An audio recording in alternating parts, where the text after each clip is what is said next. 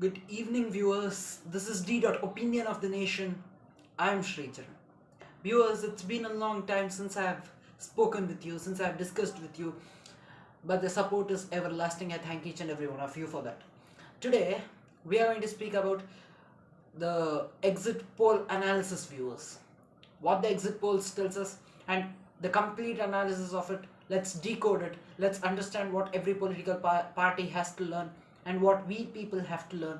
It's going to be a great edition, viewers, with you, each and every one of you, and I welcome each and every one of you once again, viewers. Let's begin. Good evening and welcome back, viewers. This election exit polls tells us a lot, and let's decode, analyze, and summarize things. First, numbers of Himachal Pradesh. All the exit polls predict a neck-to-neck fight, or one of them predict a cliffhanger, and few others say that BJP is going to get 35 or 40 seats. Well and good if they get 40 seats, anyhow, less than the previous one, that was 44.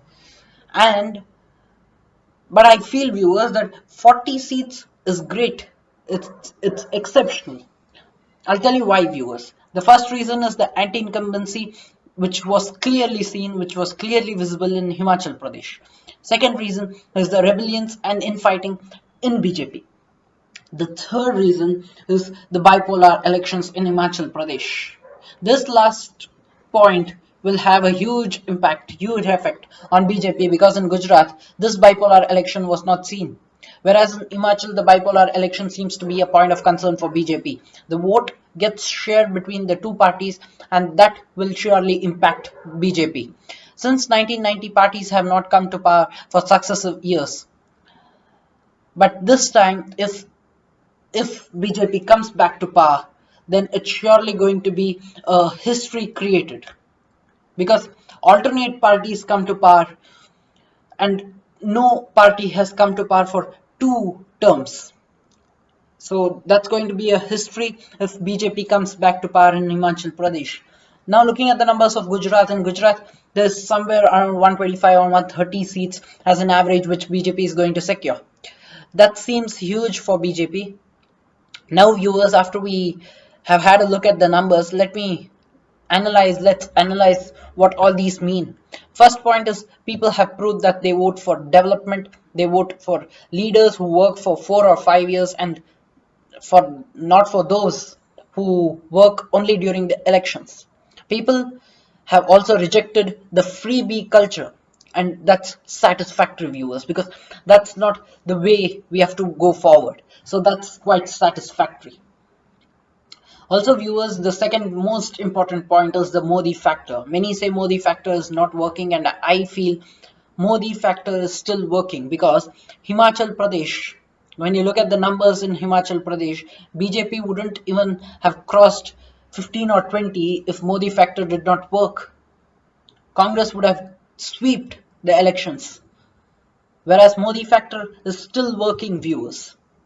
This, but the point today, which every state government or every political party which comes for elections need to remember, mainly BJP needs to remember, is that the state government have to work.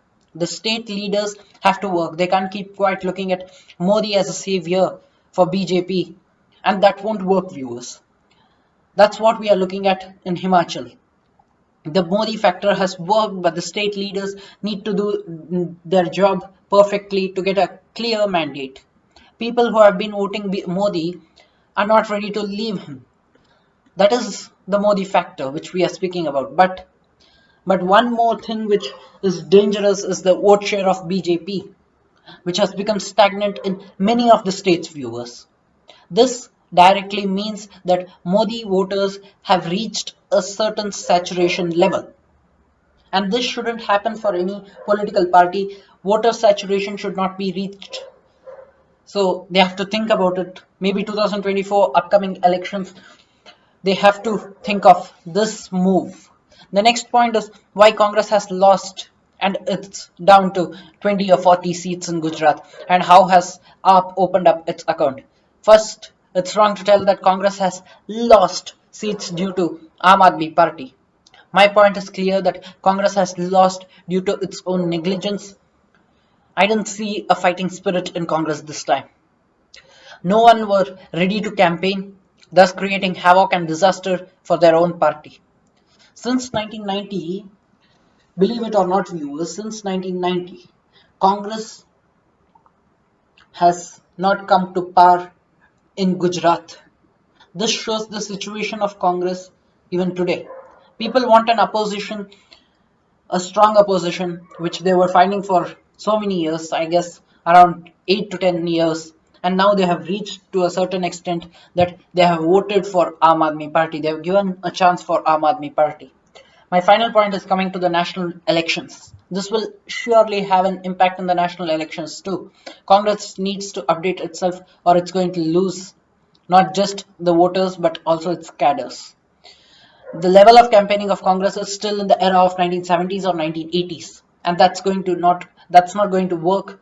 They have already failed, and updating themselves is the only key solution. AAP has emerged as a political party, but the growth is too slow. And AAP also needs to think about the freebie culture which they have started, which has backfired them in the Gujarat elections. They have to think on it, and that's not a good way of convincing the voters. They have to know it, viewers. But AAP has at least tried to emerge as a political party, and if the same continues, I guess there would be an existential crisis for Congress. BJP is playing safe till date, but as I already said, the state leaders and cadres need to do a lot of work for having an everlasting impact, or else if they want only Modi to make an impact, it's going to be difficult, and that too in the upcoming elections, including those of Karnataka elections. As a whole, 2024 is going to be a battleground not just for Modi but for all opposition leaders to prove their existence. I wrap up this edition of D. Opinion of the Nation over here, viewers. Until the next time I meet you all, signing off, Sri Charan. Thank you, viewers. Thank you for watching me.